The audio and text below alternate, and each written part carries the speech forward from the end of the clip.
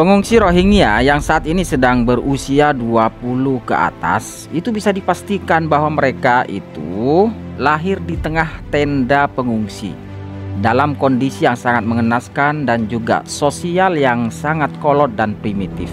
Tentunya pendidikan tersebut tidak pernah didapatkan oleh generasi-generasi pengungsi Rohingya. Bagaimana kemudian ketika seusia 25 mereka ingin meraih kehidupan yang lebih layak dengan menjadi imigran di beberapa kota, diantaranya seperti Indonesia, Malaysia, dan Singapura dan juga Thailand. Mereka harus berbaur dengan masyarakat yang terpendidik, terpelajar, dan juga mempunyai karakter sosial yang berbudaya dan beradab.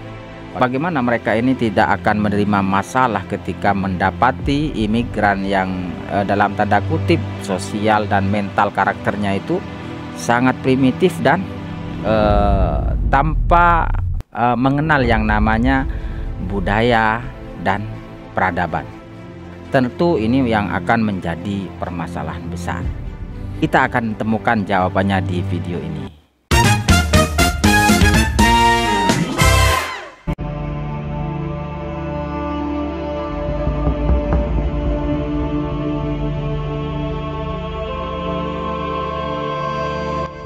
Berdiri di atas ketidakpastian yang diselimuti keputusasaan. Orang-orang ini adalah kaum yang terbuang dari negaranya sendiri. Hari kelam yang pernah menghampiri memaksa mereka berlari jauh dari kampung halaman demi menghindari pembantaian. Dan inilah Kutupalong, sebuah kamp pengungsian terbesar di dunia yang menampung 900.000 Muslim Rohingya.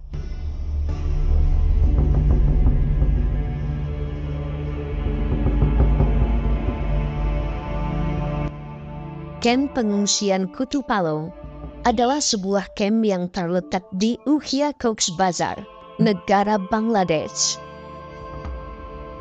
Sebagian besar penghuninya merupakan pengungsi Rohingya yang melarikan diri dari penindasan di Myanmar.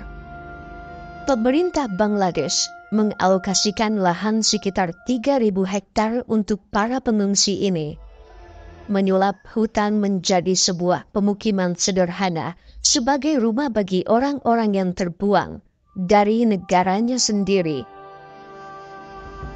Menteri Penanggulangan Bencana dan Bantuan Bangladesh mengatakan, tidak ada batasan bagi masuknya warga Rohingya ke Bangladesh, dan para pengungsi tersebut akan dilindungi selama mereka menginginkannya.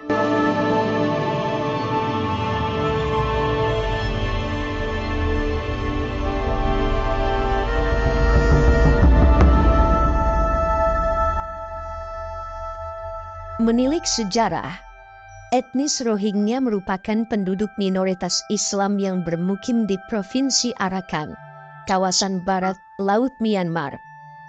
Kelompok ini dianggap sebagai imigran gelap dan kerap dikucilkan. Konflik yang melanda Muslim Rohingya telah lama berlangsung. Penyebab konflik ini adalah ketimpangan sosial. Bukan hanya dilatar belakangi heterogenitas etnis, penyebab konflik Rohingya juga pengaruh ketimpangan ekonomi, agama, superioritas etnis, dan kebijakan-kebijakan yang ditetapkan oleh pemerintah, terutama kebijakan yang mengandung unsur-unsur etnisitas. Kamp Kutupalong didirikan pada tahun 1991 setelah ribuan orang Rohingya melarikan diri dari operasi Pitaya yang dilancarkan militer Burma. Lalu pada tahun 2017, terjadi siklus pengungsian massal terbesar yang pernah ada. Militer Myanmar melakukan upaya pembersihan etnis Rohingya. Dalam peristiwa tersebut, militer Myanmar melakukan tindakan pengusiran paksa etnis Rohingya dari Provinsi Rakhine. Setelah itu, banyak orang-orang etnis Rohingya mengungsi ke berbagai negara di Asia Tenggara dan Asia Selatan. Negara Bangladesh adalah tujuan utama yang menampung sebagian besar pengungsi ini. Seiring berjalannya waktu, jumlah pengungsi yang datang ke Bangladesh semakin membengkak, hingga membentuk pemukiman layaknya sebuah desa tersendiri. Saat ini, Ken Kutupalong begitu disesaki oleh pengungsi Rohingya.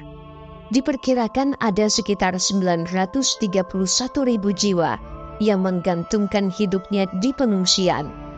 Selain dikarenakan terus bertambahnya pengungsi yang datang, faktor kelahiran juga menyebabkan bertambahnya jumlah penduduk setempat. Setiap tahun, ada sekitar 35.000 bayi baru lahir yang semakin menambah populasi Kutupalong. Kutupalong sudah bagaikan rumah bagi para pengungsi ini, sebab mereka telah hidup dan menginjakkan kakinya di sini selama bertahun-tahun.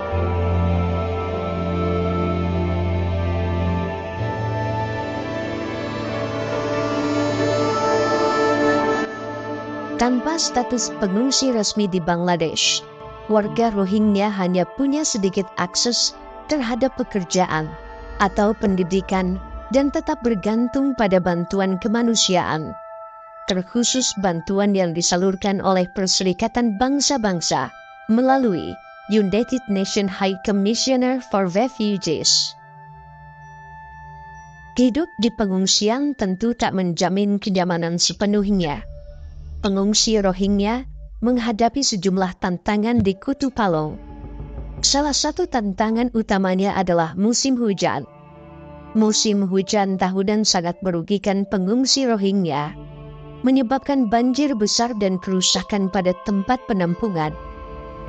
Dibangun di lereng bukit yang curam, kem-kem tersebut rentan terhadap banjir dan tanah longsor. Selain itu, bencana kebakaran yang pernah terjadi di Ken Kutupalong juga semakin memperburuk kondisi para pengungsi. Antara Januari 2021 dan Desember 2022, terdapat lebih dari 222 insiden kebakaran di kem tersebut, termasuk 60 insiden pembakaran. Pada tanggal 5 Maret 2023, salah satu kebakaran terbesar terjadi di kem pengungsi Kutupalong. Hal ini mengakibatkan hancurnya lebih dari 2.000 rumah dan gubuk pengungsi. Terbuat dari bambu dan terpal, membuat tempat ini begitu mudah dilahap si jago merah. Belum lagi masalah-masalah lain, seperti kesehatan, dan beberapa masalah sosial yang kerap timbul. Anak-anak tumbuh tanpa pendidikan yang layak, yang membuat masa depan mereka berada dalam lingkaran ketidakpastian. Kutupalong juga menimbulkan masalah yang rumit terhadap lingkungan. Untuk diketahui, kem-kem tersebut sebagian besar dibangun melalui eksploitasi dan penghancuran ribuan hektar kawasan hutan di Bangladesh. Hal ini menimbulkan dampak pada ekosistem yang ada. Gajah Asia yang terancam punah, yang habitat alaminya mencakup wilayah sekitar Cox's Bazar, membahayakan penghuni kem, karena penghuni kem tersebut berada di jalur migrasi dan wilayah jelajah para gajah, sehingga mengakibatkan konflik manusia dan gajah, yang pada akhir tahun 2019 telah menewaskan sedikitnya 13 orang di daerah tersebut.